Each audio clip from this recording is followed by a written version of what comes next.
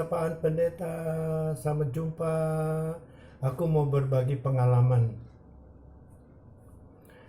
Aku lahir tahun 1939.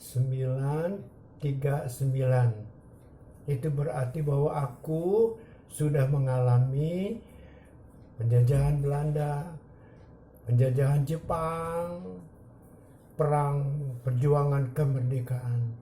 Itu masalah-masalah yang sangat berat buat aku. Tapi setelah melalui semuanya itu, aku punya pengalaman yang bagus, yaitu tentang kasih. Kasih Tuhan, kasih ibu, kasih bapak, kasih koko. Itu pun yang membentuk aku. Nah, ceritanya pada waktu itu ibu mengatakan, aku khawatir deh kamu mati karena nggak ada obat.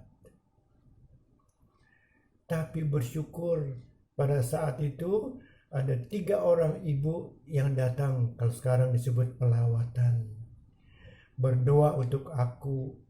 Dan singkat kata, ibu mengatakan, kok yo jadi sembuh. Jadi waktu diceritakan aku merasakan kasih Tuhan, kasih orang-orang yang seiman, yaitu orang-orang ibu-ibu yang datang. Nah, saudara-saudara, melalui bermacam-macam pergumulan, kalau kita bisa merasakan kasih Tuhan, itu luar biasa. Dan itu yang membentuk aku sampai aku mau menjadi pendeta, hamba Tuhan. Bukan sekedar hamba Tuhan. Dan saya belajar bagaimana hidup dalam kasih. Seorang pendeta hanya boleh menerima apa yang gereja berikan. Tidak boleh minta, apalagi menuntut. Kalau ada sesuatu yang perlu, mintanya kemana? Ke atas. Dan itu semuanya aku pelajari ketika aku menghadapi begitu banyak pergumulan. Jadi saudara-saudara, pergumulan itu, tantangan itu bisa membentuk kita kalau kita menerimanya dengan baik. Nah, ada seorang paman aku yang fasih berbahasa Belanda menceritakan, dulu ada pendeta Belanda yang memberi ilustrasi. Kalau Anda melihat sebatang paku, dan paku itu dipalu, artinya masuk ke dalam kayu. Kalau paku itu mengatakan udah cukup sekian, tidak ada kekuatan. Tapi kalau dipalu lagi, dan paku itu menerima dengan baik, menjadi kuat. Demikian saudara-saudara, ini bukan idealisme, ini satu kenyataan. Saudara-saudara dalam Tuhan, sebetulnya saya sedang membicarakan kasih Tuhan. Kasih Tuhan yang kita terima. Dan kasih itu tidak berdiri sendiri.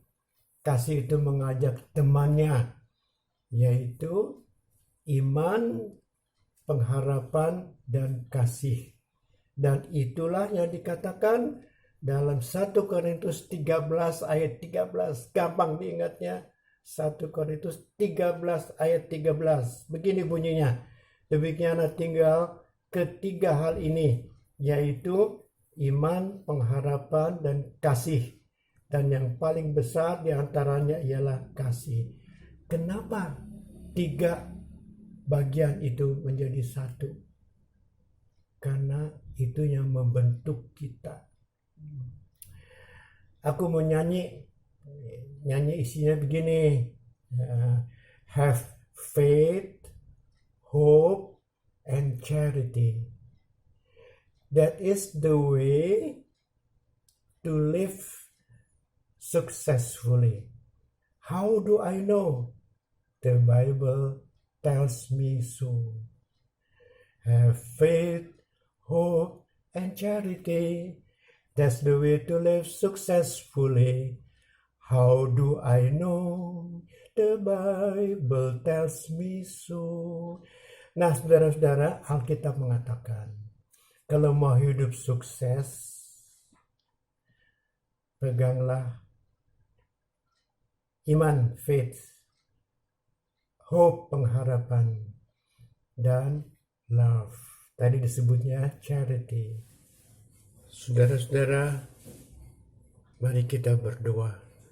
Bapa Surgawi, kami bersyukur karena di dalam kesulitan kami, apapun bentuknya, Tuhan berkenan menolong kami, supaya dalam kuasa Roh Kudus, kami dapat berpegang teguh pada iman, pengharapan, dan kasih.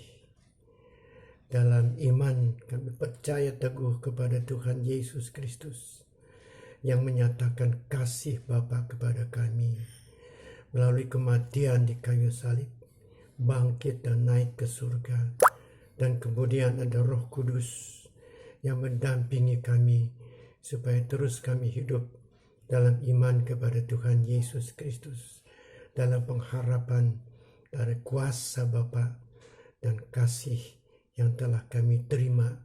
Kami boleh belajar meneruskan kasih itu pada orang lain, sehingga hidup kami berkenan pada Tuhan, dan itulah hidup yang sukses di dalam Tuhan. Berkati kami Bapa, dalam nama Tuhan Yesus Kristus kami mohon. Amin.